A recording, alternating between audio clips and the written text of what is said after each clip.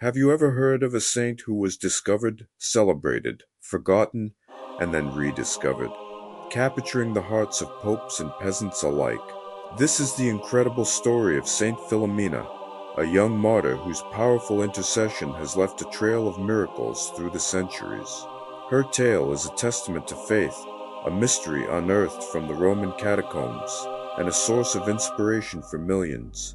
So, grab a cup of tea, get comfortable, and let's journey back in time to uncover the life, legacy, and enduring power of the wonder worker of the 19th century.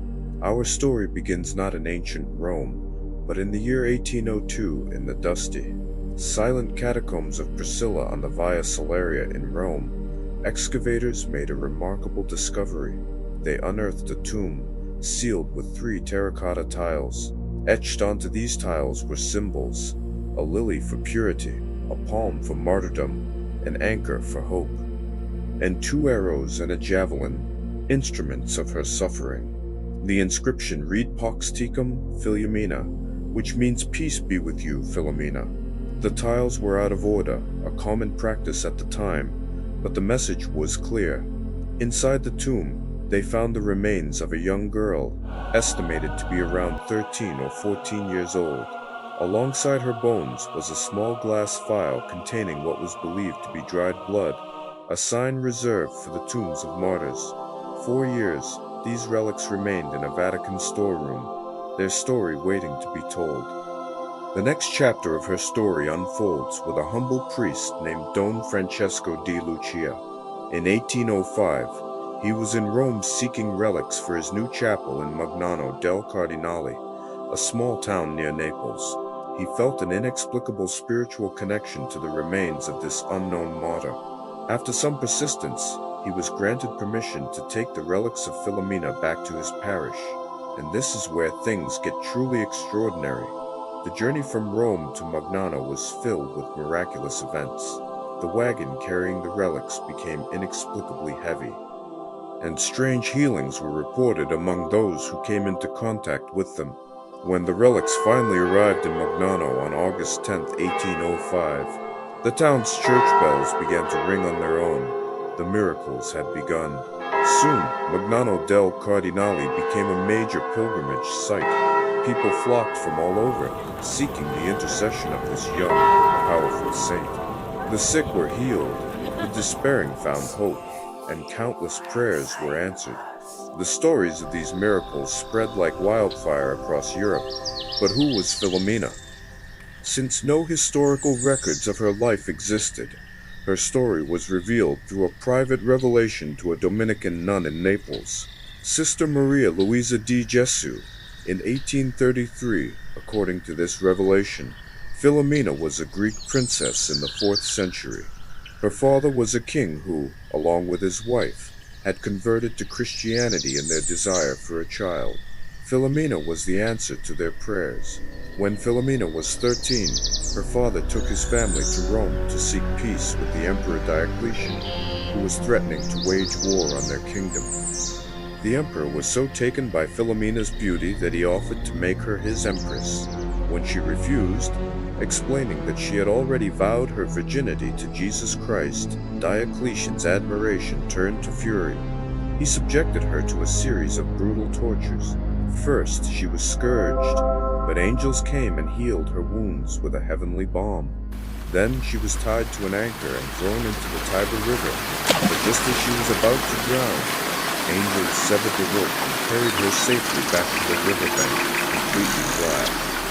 Confused and enraged, the emperor ordered his archers to shoot her. The arrows were fired, but they miraculously turned back and struck the archers instead. Finally, seeing that every attempt to kill her was thwarted by divine power, Diocletian ordered her to be beheaded. This time, her soul departed to her heavenly home, securing her place as a virgin and martyr. This story, though from a private revelation, resonated deeply with the faithful. It explained the symbols on her tomb: the anchor, the arrows, the lily, and the palm. It gave a face and a heroic story to the powerful intercessor whose miracles were undeniable. The devotion to Saint Philomena reached its peak in the 19th century, earning her some very powerful followers. One of her most famous devotees was Saint John Vianney. The cure of Ars, he considered Philomena his primary intercessor, attributing nearly all the miracles in his parish to her. He built a chapel in her honor in Ars, France, and constantly directed people to pray to her, calling her his dear little saint. Another prominent figure was Blessed Pauline Jaricot, the founder of the Society for the Propagation of the Faith in 1835. She was on her deathbed, suffering from a severe heart condition. She made a pilgrimage to Magnano del Cardinale to pray at St. Philomena's shrine. On the anniversary of the relic's arrival, as the Eucharist was brought to her, she was instantly and completely cured. This miracle was so profound that it caught the attention of Pope Gregory XVI. After a thorough investigation, the Pope was convinced of its authenticity. In 1837, he officially authorized public devotion to Saint Philomena, calling her the wonder worker of the 19th century and establishing her feast day on August 11th. For over a century, devotion to Saint Philomena flourished. Churches and shrines were built in her honor around the world. But in 1961, a shadow fell over her story. As part of a larger revision of the Roman calendar, the Sacred Congregation of Rites issued a decree removing the feast day of Saint Philomena. This was due to the lack of early historical evidence of her existence outside of the archaeological find and private revelations. The decree stated that her name was to be removed from all calendars, but it did not forbid private devotion or question her sainthood. This decision caused widespread confusion and distress among her devotees. Many thought she had been decanonized, which is not actually possible in the Catholic Church. The shrines were dismantled, and her name faded from public memory for a time. However, a true saint's legacy can never be truly erased. The miracles continued. The faithful, especially those at her primary shrine in Magnano, never stopped praying for her intercession. Devotees like Saint John Vianney, Saint Peter Julian Aymer, and Saint Damien of Molokai had shown an unshakable faith in her, and that faith lived on.